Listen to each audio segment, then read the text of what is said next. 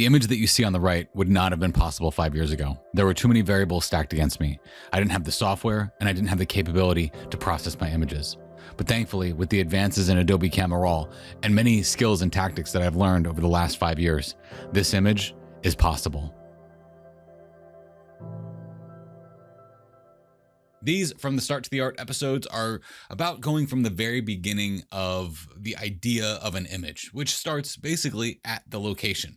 So what I'm going to do is I'm going to walk you through what I was thinking about when I was there, all the way through the creative process into the final print from where we are right here. So to set the stage up, we're in Yosemite National Park. I'm actually conducting a workshop at this time. It's sunrise, and I wanted to take these people to a place called the Swinging Bridge, which is a very nice, almost like prairie view location of the valley of Yosemite, with Yosemite Fall coming down from the background. Now, the last time I had gone there was in October of 2010, before this, when my wife and I were pregnant with our first son, Michael.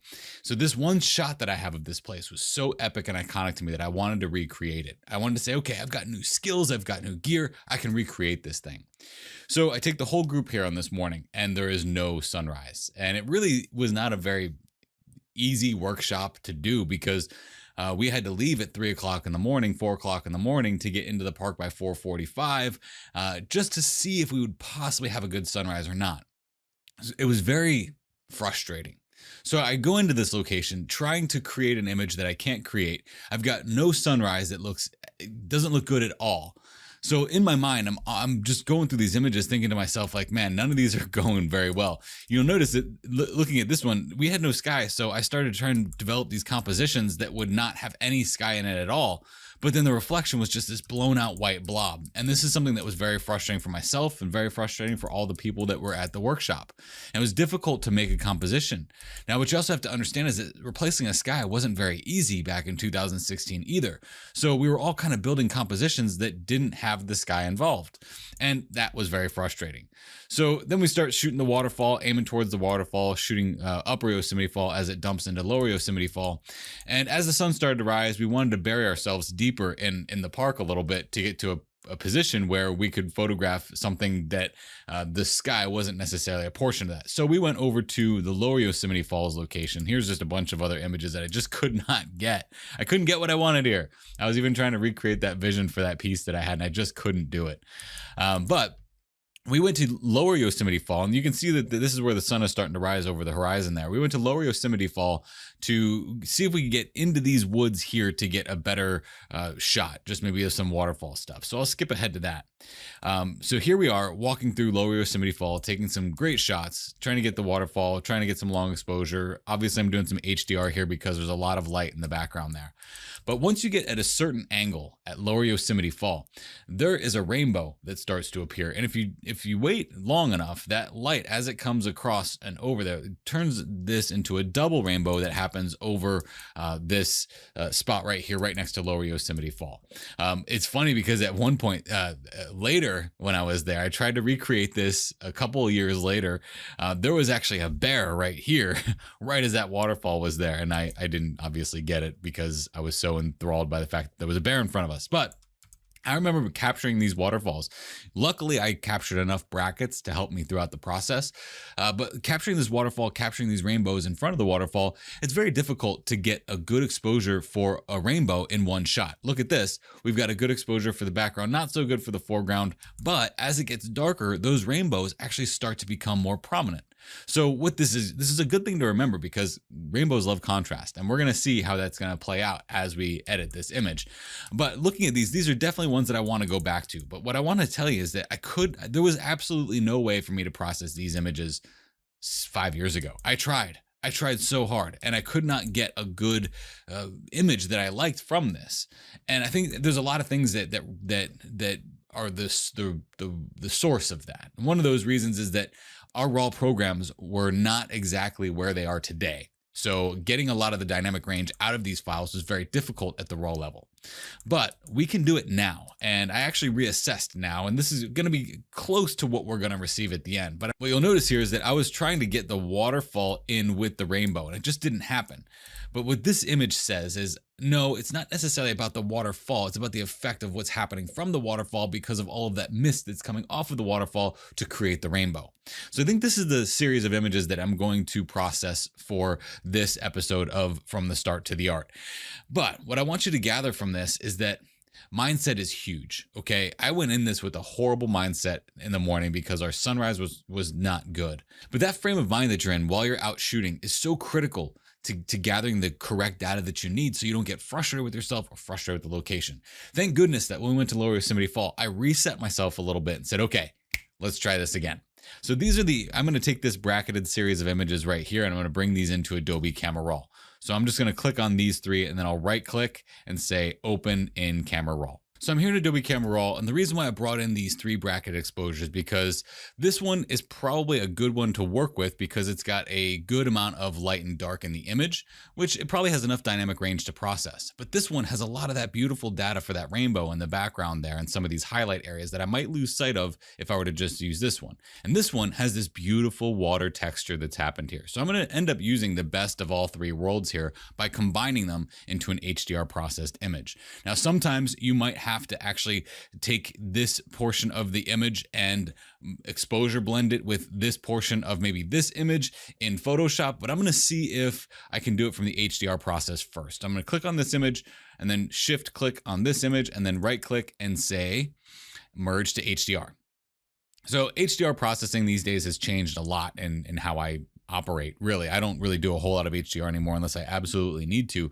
Back then, I probably needed to for this image because of the length of dynamic range that was between the 0 exposure and the +1 exposure. But what you'll see here is that this is going to be the example of what it's going to give us. It's auto aligned the layers. It's applied the auto settings to it so we can kind of see what the result is going to be. But the deghosting, this is where it's going to see if there's maybe certain portions of the image that might have some movement in it, and it's going to see if it can fix that movement. I usually keep it on low and show the overlay just to see how much. The reason being is that if you keep it on low and a lot of this is in pink, it really means that you're only using basically 1 exposure for that HDR merge. So this will be good enough. I'll just merge this and we'll call it good. We have to save this to where we want to save it to. I'm just going to go ahead and save it to just the regular location that this came from. Now, this is going to start off with the auto settings already applied because that's pretty much what it's doing in that HDR merge process. But what I want to show you here is this new process that I've developed called the Intelligent Profiles and Presets. Now, instead of starting out my basic settings, I'm first going to go into my preset section, and this is where I use my Intelligent Profiles and Presets to help me get this image to a good baseline starting point before I bring it into Photoshop. So the way that works is I'm going to press auto tones. Usually I would do this if this was a regular raw file, but the auto tones is already selected because it was an HDR image. If I was processing one of these, I'd hit auto tones. Now I'm going to go through some of these profiles that I've created. And the profile that I'm looking for is one that's going to give me a nice flat kind of looking image, but also bring out my tones and my colors pretty well. And it looks like maybe, even one of these, like the A+ student could work out pretty well for me because it's really bringing out a lot of that, the color in the image while also bringing out the tones. What that means, the A+ student means that they know everything. So this works on your tones and your colors and exploits them both in a very strong manner. But even something like, this more intense could work out pretty well as well. What I'm looking for is something here that's basically just going to give me the most data from the image without overexposing things or underexposing things or making my colors go too incredibly outlandish. This might actually be a very good starting point because of what it has for me. The Everything Bagel, I got a little bit too much of that contrast in there. So let's actually go with the A+ student because I like how much it's really bringing out. Again, I want a flat image because I'm going to go into Photoshop and I'm going to bring out some of that flatness later. So when I click on that though, one thing that I need to be cognizant of here is that no matter what I do throughout the rest of my process is that up here I've got a lot of yellow and down here I've got a lot of blue. I basically have a duality that's happening now between the white balances in this image, and it's not going to look good unless I fix that first. So sometimes when I look at this, and you'll get good at this, you just start to assess what your colors look like. It's too blue at the bottom, too yellow at the top. Actually, this image would probably benefit from a reverse of that white balance. So I'm going to go to my graduated filter, and the first thing I'm going to do is just click and drag up from my graduated filter here. Now I will continue on with my intelligent profiles and presets, but some images like this, I just can't progress forward with my process until I get this out of the way. And what I'm going to do with this is I'm going to increase the temperature here just for that foreground area. Look at how much this image has already drastically changed. What I really want to focus on is this glorious, beautiful light that we're getting from the sun coming across. That's what's happening here. The sun is coming across, it's hitting this mist, it's creating these rainbows, and it's creating this gorgeous light that's happening on these rocks. But when that's set to 0, we don't see that gorgeous light. We just see blue. So as I bring this up to offset that blue, it's going to help balance out the water, number one, but it's also going to give me a beautiful starting point for all of the colors down there below. Now you can really tell the difference here, okay? I'll bring this up just a little bit, just like this, because I want it on that rock there as well, okay? So that rock gets that as well.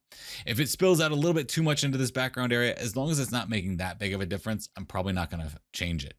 Now I'm going to add a new graduated filter here, and I'm going to click from the top down. Now this time I don't want it to be yellow though. I want this to be blue. Okay, so maybe a slight hint of blue added there, and maybe looking at this, a slight hint of magenta. Okay, so that will help maybe some of that background area there bring out some of the colors in that rainbow a little bit better. Okay, because if it's yellow, it's just going to bring out all the yellows and the oranges. Whereas when we add that magenta there, it's bringing out the yellows, the oranges, the blues, and a lot of those different colors. So I need that as a starting point. So inverting this right off the bat, basically taking that blue from the bottom and bringing it to the top, taking that yellow from the top and bringing it to the bottom, has made this automatically look pretty awesome from the start.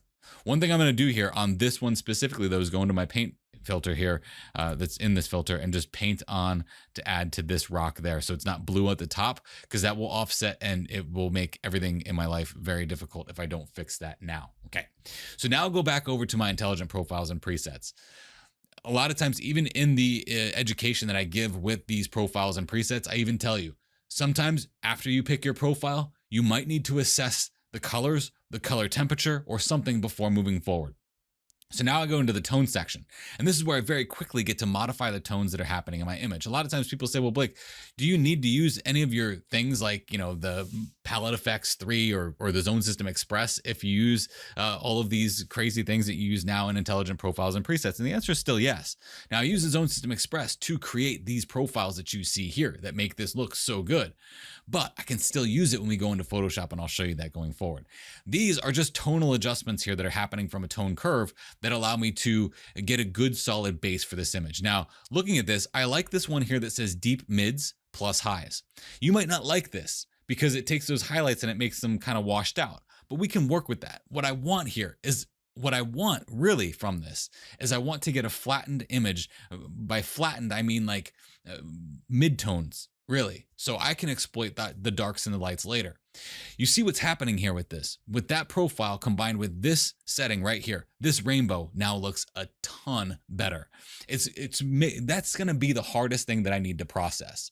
This stuff down here is not hard to process. But why I couldn't process this image 5 years ago is because I couldn't get these rainbows to look like what my vision saw. I couldn't get it to feel like what I felt when I saw these rainbows. So now I can. Okay, and I can partly because of these different pieces of technology that I've created for this raw level workflow. Okay, now if I wanted some brightened contrast, I could add that now, but I think I'm going to add that later in Photoshop.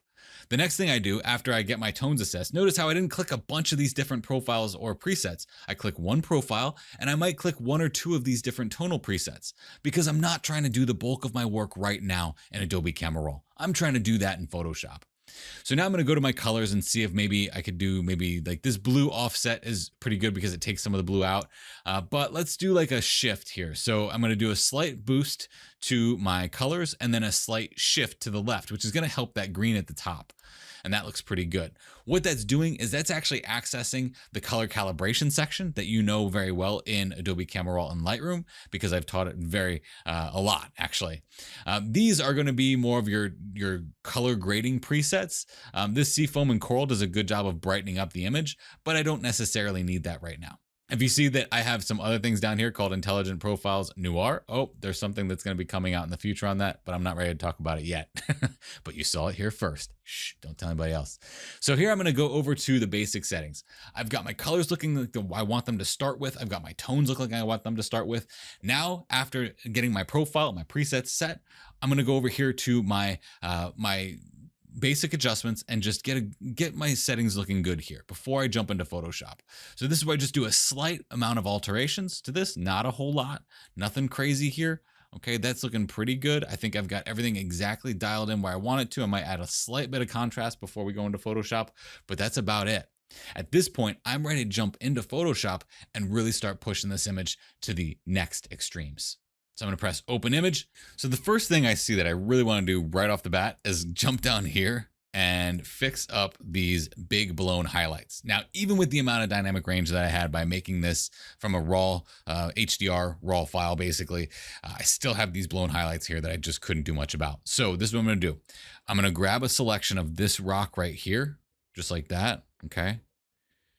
And then I'm just going to press Command or Control J to duplicate it. Press V for my move tool, move it over. Control T, I'm going to reverse this. So flip it horizontal like this. So it looks like it actually would fit here. Then I'll press Control T here to just get this to kind of fit just like this. So basically I'm just making like a carbon copy of what that was. Okay.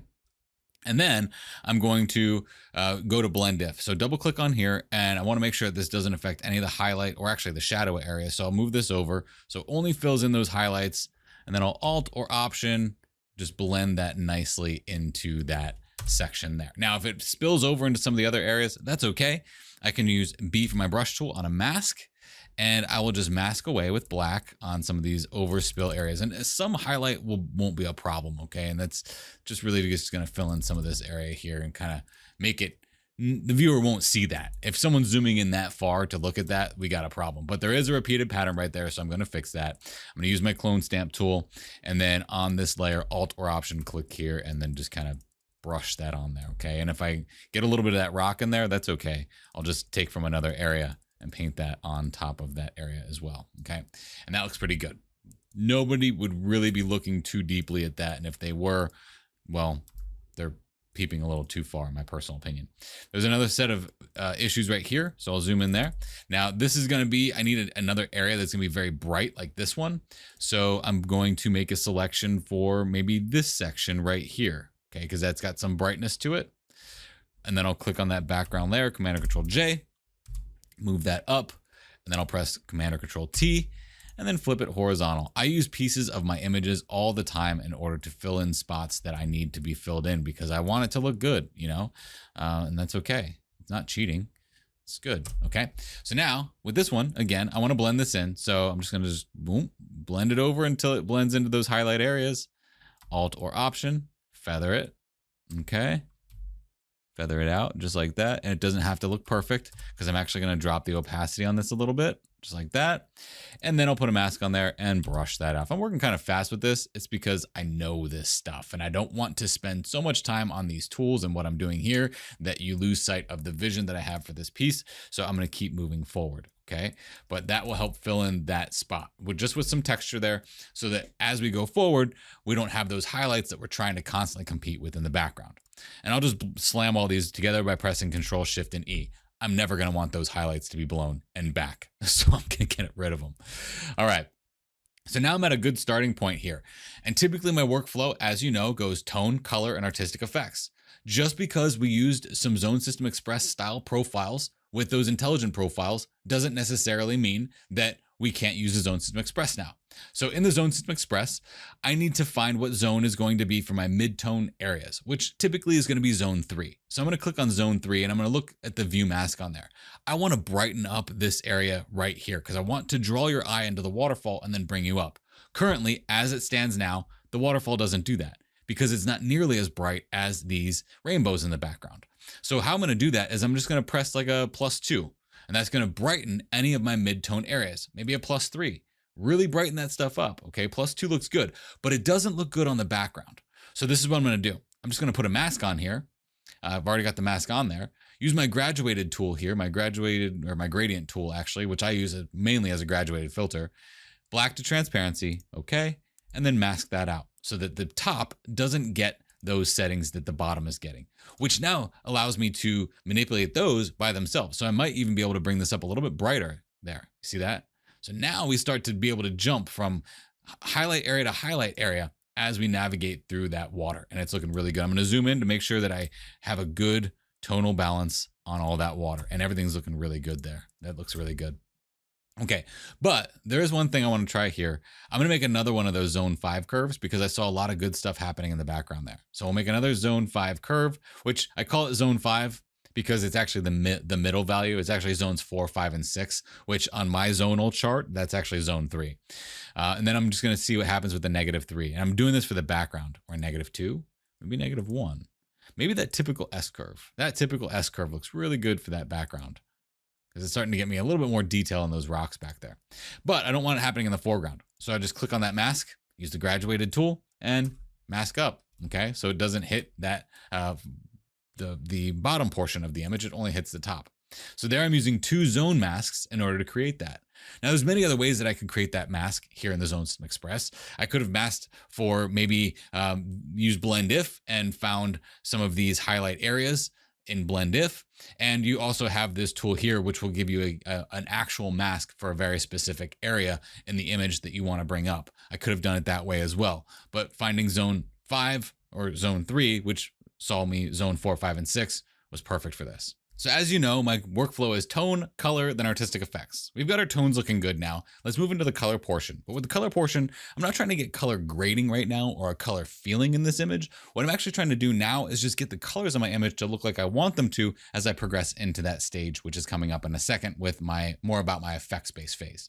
So here I'm going to use the color zone system. And the color zone system is great because it actually gets my colors separated from red, yellow, green, cyan, blue, and magenta separated out. But it's not a physical mask.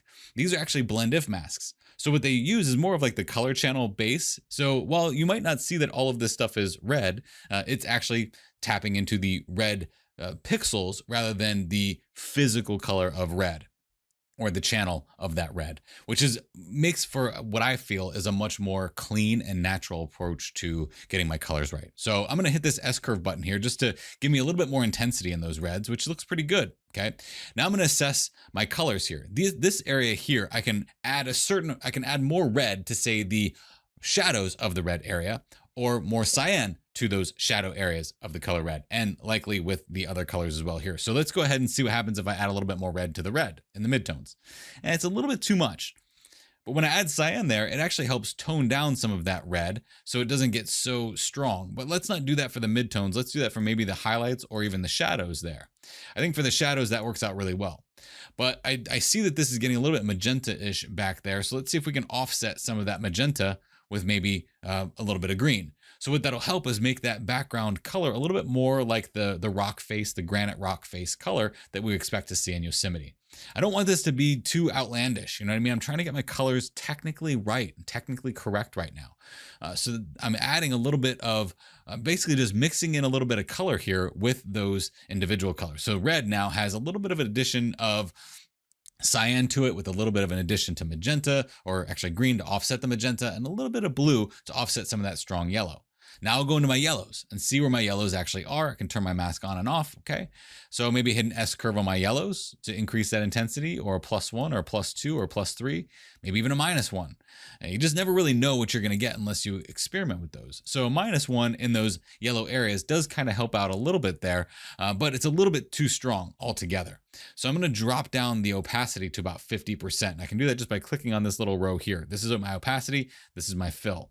Now looking at my red, I might assess that too, just to see that maybe those rainbows are getting a little bit too bright. So we'll drop that down a little bit. I don't want those to go too fast right now, to about 50% for the red as well. My greens, it doesn't look like there's much green in this image at all, but there actually is, because it's the green channel, remember, not the green physical pixel. So let's go to the S curve here, maybe even a +2 or a +1 to brighten up some of that green area there, which I think helps with the waterfall leading into the rainbow in the back. And let's take a look at some of these again. I don't want those rainbows to get too bright too quick. And I see it happening on this red, this small one right here that's very contrasty. So I'm going to go into the color yellow, and I'm just going to use my brush here. I'm beef my brush tool, and I'm going to paint in with black to take away what I did with that layer. And I'll do the same thing on the red, because I don't want these rainbows to get so bright so fast, because then I can't go back, right? So I'm really being cognizant of that as I go through this process. I might even do it on the green as well. This rainbow right here is going a little bit too strong versus this one up here. And I want them to kind of be the same intensity. A lot of times with the double rainbow, the outer rainbow is not going to be as strong as the inner rainbow because of the amount of light, but I want that intensity because I think I like it a lot. So let's go into our cyans and see what happens if we just do a little bit of +1 or maybe an S curve. S curve is usually where I start, but you know what? I don't think I need that for the cyan. I'm probably not going to need anything for the blue either, but let's see what happens here. S curve on the blue. That'll give the blue a little bit more intensity. But I do want to take away from some of the blue that's happening in this image. And I can do that by adding a little bit of yellow to that blue right now into those highlight or shadow areas, or even in the midtones of that color blue right now, so that it doesn't get too much on that blue side going forward, because we don't really want that blue in the water. We don't want that blue over here. But you know what? I'm going to go ahead and just paint this away on the rainbow because I kind of like the way it looked on the rainbows over here like this. Okay, we'll just paint that away like that. Okay, so that blue area that we just decreased the intensity in just happened basically on the rainbow and a little bit of the water there. And that's looking pretty good. So I don't think I really need to do anything with the magenta, so I'm just going to delete that one. We don't need too many layers in here to keep that stack from going. But you see the difference between assessing those colors? Now, looking at this as a whole, I think that maybe some of the water might have got a little bit too blown out in the process. So I might want to fix some of that stuff. You see that? There's a before, there's the after, the color work. And our water's getting a little funky looking now too, but we can fix that in a second. So what I'm going to do here is I'm just going to go ahead and click the opacity of this entire folder and just drop that down a little bit, then put a mask on it. Okay. And then brush away in the areas where I don't want that to be. People ask all the time, Blake, is your workflow really this intense? Yeah, but you know, I got these tools that make it easy for me, but this is how I sculpt out my images. This is how I create the images that I create, so that those colors that we just used there are not only going to be affecting anything that's not being masked right now. So that's looking pretty good. Now I want to get a little bit more creative here with my colors and my color theory for this image. So I'm going to go into palette effects. I love palette effects. This is my color grading palette, and I can do so many things with this. But the flip side of this is where I really want to start. I mean, I could try to do some stuff with the grading palette, but I really want to get selective in the areas that I'm starting to pull out some of my color and my tones. And one of my favorite new things on here is actually the linear light blend mode up here. We'll click this button first, and I'm going to start painting in light with color. So I want this area here to be a little bit brighter, but also have a little bit more color to it. So I'm going to click on this color right here, and I'm just going to start brushing in here. Look at this. I'm starting to bring in light with that color of like this yellowish white. And that's that color that I said from the very beginning that I want to make sure that we exploit in this process, because that is gorgeous. Now, these brushes that I have here are some very unique brushes to palette effects, and they help out really well with bringing out some of the, they make it like a random textured pattern so that when you're painting with this, you don't end up making it look like you made some streaks across your image. And just brush a little bit more down here and see how that looks. So I just brought up the brightness of that water a little bit while adding that color to it. So if I want to get more of a specific color to that orange color, I could use my color picker, or I could just change the color right here and get a little bit more of that orangish color that we see happening on those rocks, which is actually pretty similar to that color as well. And then I could just start delicately painting in certain areas to increase the intensity where I want that light to come through. You see that? And I'm just hitting some areas here, just delicately hitting these areas to create this orange light that the viewer's eye is going to see from the cast that's happening from that sun that's creating the rainbows, but it's also creating this beautiful, gorgeous light along these rocks. That is just wonderful. Man, oh man, look at that. That's beautiful. Now, when we do that and we zoom in here and we paint on this stuff, we got to be kind of careful though, because we want that light to be in certain spots, but we don't want it to be maybe in those rock areas. So maybe for those rocks, I might click this color here and make that a little bit darker of a brownish color, maybe even get that into some of the bluer area here, more into that color there, and just kind of brush this in so there's a little bit of a difference between that beautiful golden kind of color that we're seeing there and this color that we're going to have on the rocks. And if it's a little bit too much of that bluish color, let me zoom out and see what's happening here. It looks like it's a little bit too blue. I'll go ahead and make that more of a mid-tone color and just paint that back in. And it's okay if it builds up. Like, this is the cool part about this, is like you can kind of build up on this canvas here, almost like you would a painter, and just kind of build up these colors. And as they start to blend together, they create this wonderful beautiful kind of unification of colors that's happening here. And it's just like painting. I used to be a painter, so this is where I shine, I think. And that looks pretty good there. Let me zoom out. Okay, I think I got a little bit too much of that darkish color there, and that's okay. I can just switch back over to that white color. This is like that painting palette that you had as a kid. Maybe even, instead of that bluish color, even this darker brown color in some of those areas might work. Yeah, that works, because then it kind of creates that warmth, but then it has that darkness to it too. And then we can paint that along some of these rocks. This is very similar to dodging and burning, okay? What we're doing now is we're just doing it with color. So we're getting darker colors, lighter colors, and creating contrast in the image, while not necessarily dodging and burning. We're just being a little bit more free with it. I don't know. I think it's more liberal and freeing than dodging and burning in some ways. And then I'm going to do the same thing up here and darken this back here and really bring out some of the colors that are happening on that brick wall back there. I think that looks wonderful. But as I paint on this, so there's a couple things that I want to assess at this point. I really like what happened with the light as I got in here and really started to paint and carve this stuff out. But there's a couple things that I'm fighting against now, is this wall just looks a little bit odd. I want it to be more on the brownish side rather than the reddish side. And my water has a little bit of cyanish color to it. So what I'm gonna do is I'm gonna grab an HSL adjustment layer. And with the HSL adjustment layer, I'm just going to click on the color that I think is the culprit, which is going to be this color right here, which is actually the blues. If I move this up, you can see where those blues are. So I'm going to bring some of the saturation out of those blue areas. But I got to be careful, because I don't want to bring too much of that out from back here. But I do want to bring it out from the water. So I'll bring that down a little bit there. Okay, and that's going to bring it out of the water, so our water isn't so blue. I kind of want it to have that warm and light color. So I'll bring up the lightness too, to make that water just a little bit brighter to help lead our eye in. So now I'm using the tonal values in that color to push that. Now, like I said, I don't want that to happen in the background, because now I lose my rainbow.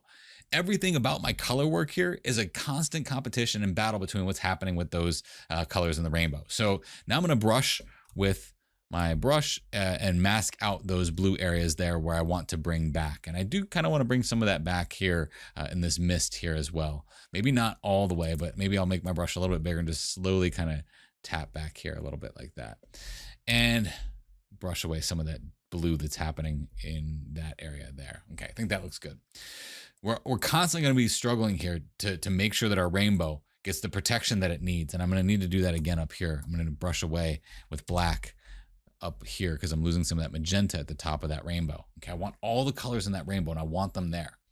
So now I want to offset that back wall color there, which is kind of like this magenta-ish. It's not quite brown. It just looks really odd. Now I know that that's wet from getting hit by the spray of the waterfall that's actually over here, which is Lower Yosemite Fall, but I don't like the color that is right now. So instead of HSL, because that can be difficult to use, let's use a selective color adjustment layer. Now with the selective color adjustment layer, I believe that's going to be in my color red. So let's add a little bit of cyan to that color red. Okay. Let's see if we take some of the magenta out of that color of red by adding some green to it. And let's see what happens when we add a little bit of yellow to it. Now it looks like I still have some color there that I'm going to be fighting against. And again, this is happening to the image as a whole. I get it. But really what I'm looking at right now is this spot right here. So let's see if it's maybe in the magentas. Okay. And the magenta, yeah, it might be in the magentas. You see that? So I'm going to add some red to that magenta. I'm going to take out some of the magenta from the magenta, and then add some yellow to that magenta. That's getting us more to a natural wet wall look than what we had before. Okay. And that looks pretty good. Now I don't like that for the whole image again. So I'm going to press Command or Control I, invert that mask, and then I'll brush in with white where I want that to be. Okay. Yes, making art is a tedious process, but it's so much fun in the process. Ah, love it. Okay. So that gives that wall that color, that look that I'm going for there. And that looks really good. So yeah, I did a lot of custom color work below, but here is the before and after. So this is before I did the selective color adjustment layer for the water, or the hue saturation for the water, and the selective color adjustment layer for the rocks in the background. And I'm getting to a point here where I think I'm almost done. But what I want to show you here is these new brushes that I created called the Blake's Brilliant Blender brushes that were on my YouTube channel on how to create a brush. I kind of want to use that to make some more fog back here, that misty fog kind of look happening back there. So I'm going to hit another linear light blend mode here, and I'm going to use this whitish color, and I'm going to go into my blender brushes that are down here, and I'm going to pick more of like a foggy looking blender brush, which I think it's going to be kind of this. let's do this soft blender right here, okay? And this soft blender should do a good job of making some kind of misty kind of feeling back there as I brush with my tablet here. What this will also do, this will also help me offset some of that blue that's happening back there. And I think that that's starting to look really, really magical back there. And I might even just kind of slightly, just delicately brush this along where I want the viewer's eye to go through. You know, just kind of brushing on top of those areas there and painting along where I want the viewer's eye to see first as it navigates through my waterfall, water drops, whatever that might look like. That looks pretty good. One last thing. I'm going to go into my selective color adjustment layer again because I want my greens and my trees to be more greens of the trees. I don't want them to be that yellowish kind of look. So I'm going to go into the color yellow and I'm going to take out some of the magenta from those trees and add a little bit of green to them. Maybe even give them a little bit more of that cyanish color and then a little bit more of that yellowish color. Okay, now that's all the colors of yellow in this image. And I really just want it to be for the trees. And I don't want it to be that strong. So I'm going to get the best of both worlds and just kind of blend it with my opacity here. And then I'll press Command or Control I and then paint in where I want those trees to have that greenery back. Okay. And then a little bit smaller. So you can see that, you know, even though I have those raw level stuff that I did, just doing that in Adobe Camera Raw isn't enough. You know, there's a lot of things that need to happen when you go into Photoshop to really push this image to that next level and really open it up and get the viewer's eye to go in and throughout the piece. It's really critical and it's really important. The last thing I'm going to do is see if I can finish this off with some type of color grading. So I'm going to go to the other side and see how I want to color grade this. I think overall I want a little bit more brightness while also adding some warmth to it. So that can help with that a little bit, but let's see what happens if we do maybe this one right here. There we go. That's looking really good. But now I want to dial in that color exactly. So I'm going to double click on this and just kind of dial in an exact color that I want this to be. I think I want it to be more along that yellowish orange than the orange, like that. Orange, yellow, orange. There we go. That looks good. That looks pretty good. Now, what you'll notice here is that I didn't do a whole lot to make the rainbows more of a rainbow. I think that's a lot of times what people try to do is they try to make those rainbows just appear more like a rainbow. So they target those rainbows in their editing process. Most of what I've done here is actually avoiding making those rainbows get too much more color, because if we do, they're totally going to distract the viewer and keep the viewer from looking at the entire piece as a whole. And what I'm going to do now is I'm going to go ahead and send this over to my printer and I'll be right back. So you'll notice I'm actually not at my computer right now. I'm actually on our deck. And the reason why I like to look at my prints outside versus inside my office is because I get a much better representation of what the colors look like in the bold ambient light of being outside versus the very dark dismal light that's actually in my office or in anywhere in my house for that matter. All right, so here is the final print. Obviously you're seeing this from the view of a GoPro, but you can see that the colors look really gorgeous. I mean, everything is transmitted so well onto this image. And what I really like about this is where the light comes in along this water here, along this edge. And that's just beautiful. And, you know, looking at this color representation wise, I think I got that brown wall looking a lot better there. It printed out really well like that. But even getting a little bit deeper here and looking at the greens and how those yellows have separated from the greens to create a really nice look for those trees back there is really just kind of wonderful. You might be seeing some type of reflection here because this is a gloss or a semi-gloss print. But just looking at the various areas of this, I think I really nailed the print pretty well. And I don't think there's much that I would need to do to this in order to make it better. But maybe in Photoshop, what I'll do is I'll use the Zone Express's enhanced contrast to bring out some of the details in the rocks and maybe the water. But other than that, I think the colors are nailed beautifully. I don't think I need to do any more work actually with the colors. Really, really nice print and how it turned out. For that last final touch, I'm just going to go into the Zone Express, go into the effects, and go to Enhanced Contrast 2. Now this Enhanced Contrast 2 is very unique in that it will give me this like really nice contrasty sharp look for many things in my photo, but I can be very selective as to where I want that to be. So what I'm going to do is when I've got the Enhanced Contrast 2 here, I'm just going to zoom in and this will show you just the amount of detail that I can get on those rocks that's coming out there. Now I only want that to be on the rocks, and I maybe want that to be in some of the water here to give that a little bit more character so it doesn't feel blurry. So what I'm going to do here is I'm just going to press Command or Control I on the mask to invert it, then B for my brush tool, and then paint with white where I want that to come back. It's going to be anywhere I have the rocks and then the water. So rocks and water, I'll just paint that nice and back.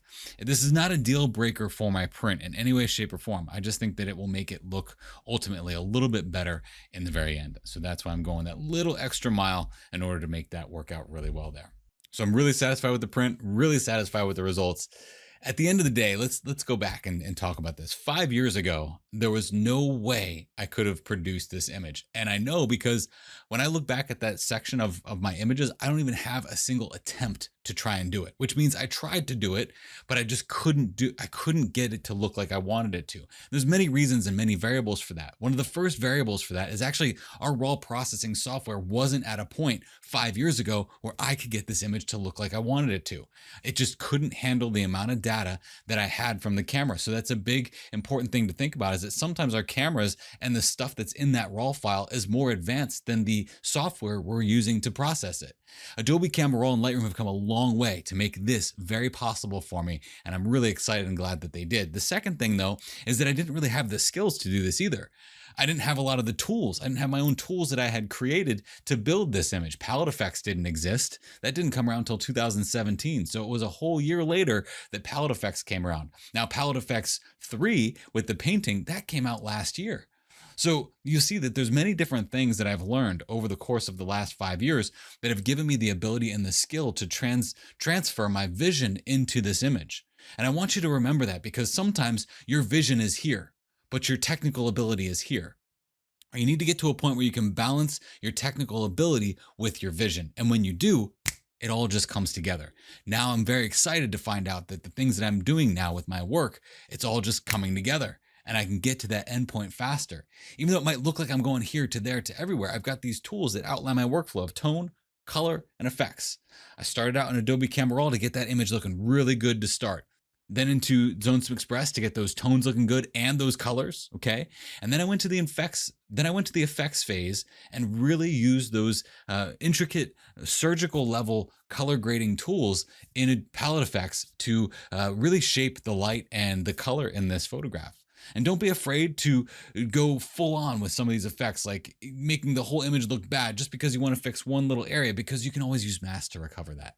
If you have any questions about what I've done here in this episode of From the Start to the Art, please feel free to ask them, and I'll answer them as best as I can. So the next question was, how often do I print then? I print every time I have an image that I think is going to be portfolio worthy. I will put into a run through my printer. And those are like this image. I thought that would be a portfolio worthy image, so I printed it to make sure it would be good. Once I'm done with that image, I'll go ahead and save it 2 ways. I'll save it as a PSD with the layers, and I'll save it as a JPEG. And that way I know that that JPEG is good to print. So I don't need to have any questions run through my mind as to whether I should print that or not, or if it's ready for print, because I already have a printed copy of it.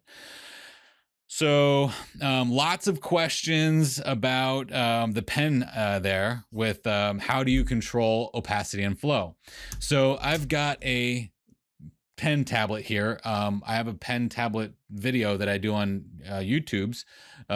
This pen tablet is called the XP Pen Star G640. It's like a $30 tablet. I've been using it for 2 years. It's absolutely fantastic. But what's the benefit of this is that as you push down and as you get pressure sensitivity on the tablet, that will dictate how much opacity and flow you get, or just how much opacity you get, or just how much flow you get, depending on what you want to target, so that I don't just go full on with black when I'm doing my masking. It's like it's like a painter. Okay. So what kind of printer do I use? Some people were asking. I use a Canon Pro 100. It's like a 13 by, what is it? Not 13 by 19, 11 by 17. I think it's 11 by 17 printer. For this print, I use the Ilford Semi-Gloss Duo, and I use that mainly for my test prints. But when I want true quality print, I use the museum rag. I love museum rag paper, so I use that for the highest color that I can get there. I'll get to the Q&A stuff here in a second here. Let me answer one more question from the webinar. Why do I start with a flat image before going into Photoshop? The thing is, I don't want to do all of my heavy lifting in Adobe Camera Raw because it doesn't have the capability to do all my heavy lifting. It is a raw processor. In the past, it was really only good for raw processing. Now it's gotten to a point where you can do some creative stuff in it, but I just don't prefer to do it there. I prefer to do it in Photoshop because I've got blend diff, I've got blend modes, I've got opacity, I've got fill, I've got masking. There's so many reasons why I do more of my intricate work in Photoshop, but I want to go into Photoshop with the most data. So I get that flat kind of look at Adobe Camera Raw with my colors expanded, my tones expanded, but enough so that I can push the boundaries of my lights and darks in Photoshop and have more control over it that way. So Peter just says, would anyone like to buy my Spider Pro? Sorry if you guys calibrate. I mean, you guys can calibrate if you want. It's completely up to you. I just don't think it works very well. BJ says, tell us how you really feel about AI. Yeah, I couldn't tell you how I feel about AI. Let's see here. Let's see. Is opacity and flow changed often during editing and imaging? I don't really change opacity and flow at all. I do all of that with the pen pressure. So that's a good question. But when you switch over to a pen, I don't change those settings. I don't ever. Okay. Sometimes I do it when I'm dodging and burning, but when I'm masking, I don't. What are the software tools you use in your workflow? I don't use anything but Photoshop. Photoshop and Photoshop alone, and you saw all the tools that I use in my workflow. I use my intelligent profiles and presets, I use the Zone Sim Express, and I use palette effects, and I use any of my tools that I need in order to make my images.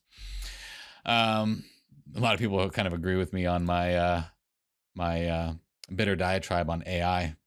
Let's see if I can re-record that. I didn't catch it in the original recording.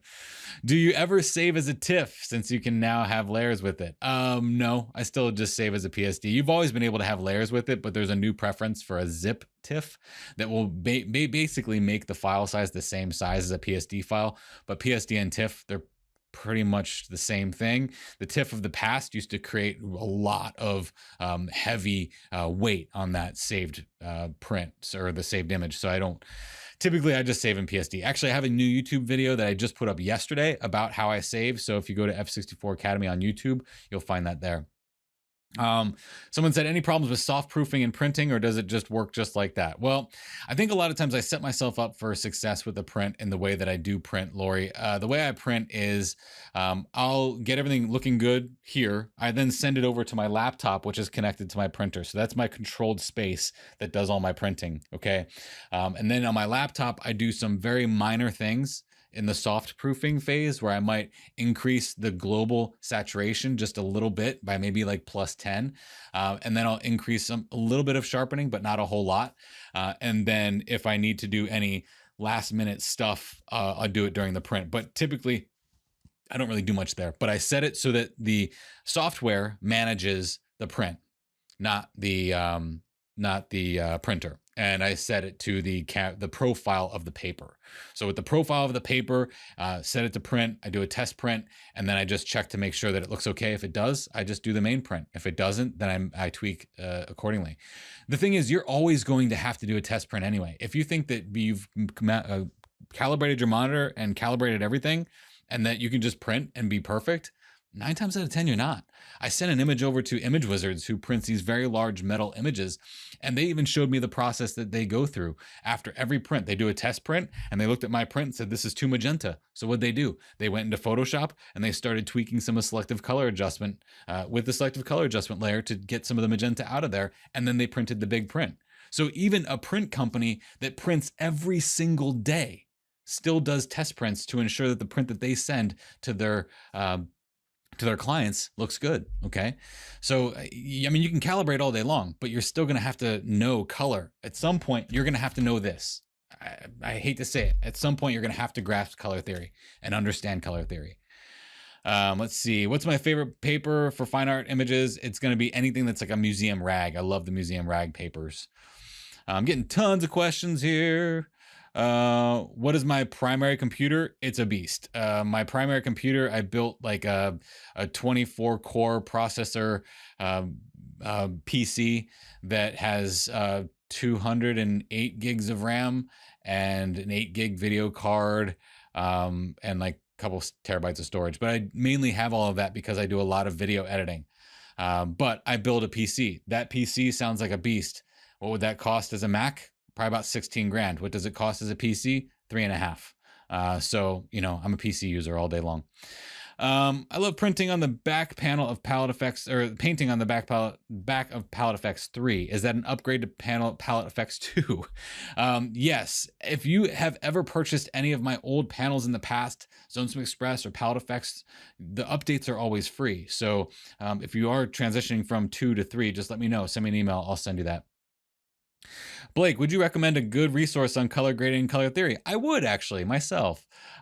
So Palette Effects 3 is not just a panel. It's an entire course on color theory and color grading. So if you're in the market to learn color theory and color grading, Palette Effects 3 is a 10-hour course that includes a panel. But I teach you extensively color theory so that you can know and understand this stuff intuitively, so that you don't have to make these guessing games.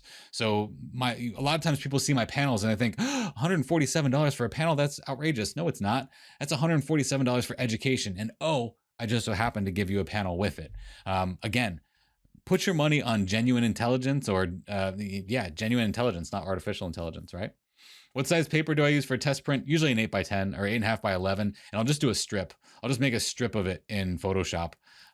So I just grab the basic parts of it. Still learning the zone system.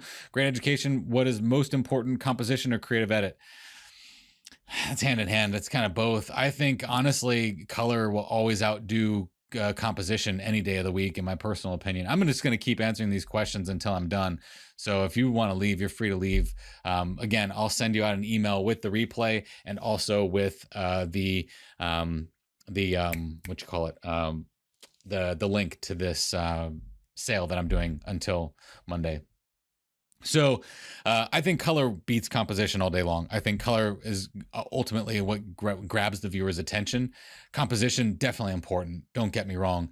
But I really think that putting yourself into your work creatively is a lot more important than your composition. I've seen some poor compositions that look great because someone has a really good handle on color theory and artistic expression.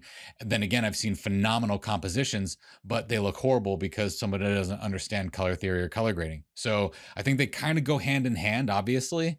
I don't think you can separate them from one another, but I think that the creative process will also help you with your creative compositions as well. So let's see here. I'm going to answer every question today. Best workflow process for a restored flat image. I don't necessarily know what that means. Serious question. How do you feel about the new ACR color grading tools? I love them.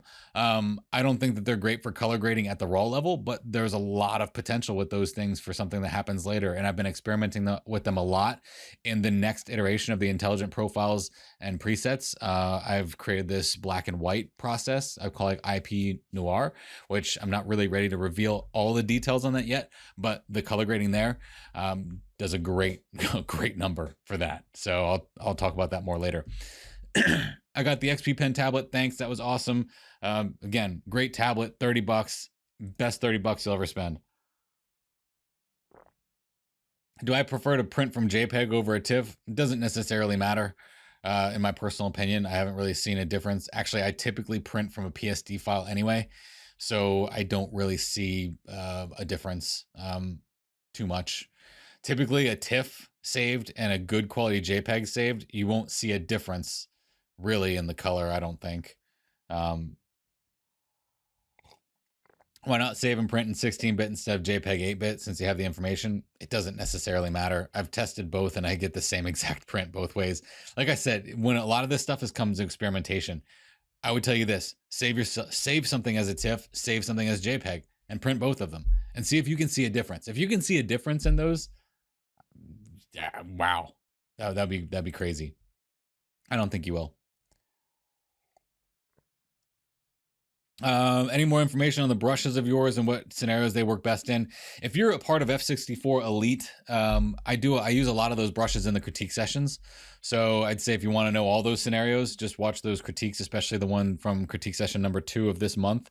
I use those brushes extensively for many, many, many different things, from cloning to dodging and burning to masking and color and so on and so forth. So I noticed you did not use auto and ACR for basic. I have the impression that you used that as a starting point. Harold, if you make an HDR image, it automatically has the HDR. the auto button was already pressed during the HDR process. So I did press the auto button. Have I used Raya Pro? I don't use Raya Pro. I know Jimmy pretty well. Actually, we were friends. I used to do some stuff for him a long time ago, and when we were both into HDR. I don't use Raya Pro, but it's a different process. I mean, it's a different process from a different educator. Just because there is a tool doesn't mean that those tools are similar and that you can do the same thing with both. There's a big difference. And just like Jimmy, I teach a workflow, and Jimmy has a workflow. So Jimmy's Raya Pro and Blake's ZoneSim Express are going to be completely different tools based on the way we teach it. So it's not this or that. It's that there is something different, you know, that kind of thing. What's my best color course? I would say Palette Effects 3, hands down. How do I go up to Elite? Jerry, if you shoot me an email after this, Blake at F64 Academy, I'll give you a link to get to F64 Elite. I think my light just turned off. Yep, after an hour, my light turned off. Which RAW files are better from the color perspective, Canon versus Sony? I say Sony. There's more stops of light in the dynamic. There's more stops in a Sony RAW file, but sometimes there's more color in a Canon RAW file. It just depends. I mean, I prefer Sony. I used to be a Canon shooter. I went Sony and I've never turned back. Do you have any lessons for beginner user with a tablet? Not necessarily. I have a course called the Pen and Tablet on F64 Elite that talks about how to get your tablet set up and stuff like that. So it's all on F64 Elite. Someone says the new Blender brushes are amazing. Thanks, Ben. That's great, especially with clone stamping. I agree 100%. Okay, on my raw images, Iman says, after processing in Photoshop, they are somewhat soft. So how do you achieve a sharp image without sharpening? That's where I use the ZoneSim Express as enhanced contrast. Like you just saw at the end of this image, I use the enhanced contrast to paint in where I want sharpening to be, especially with the enhanced contrast tool. It's a phenomenal tool for that. Of all the educational materials I have, which is a whole lot, Neil says, Blake's is by far very best and different. I have everything that Blake has produced worth it. Thanks so much, Neil. I really appreciate that. That's awesome. I'm going to go back over the chat now because I was over in the Q&A section. There's a lot of stuff with all of this stuff. There's a lot of people going on in the chat here.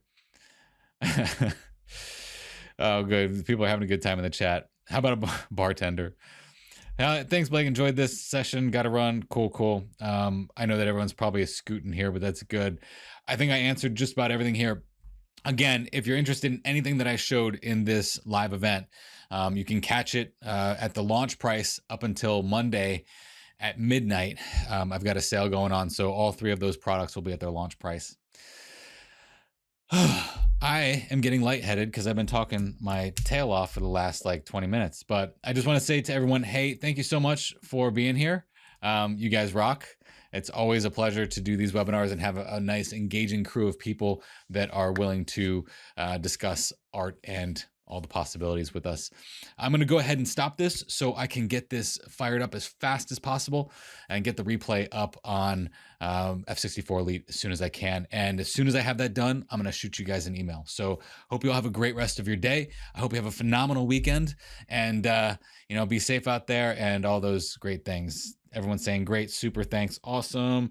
If I don't leave, I'm going to cry. So I'm going to do that right now.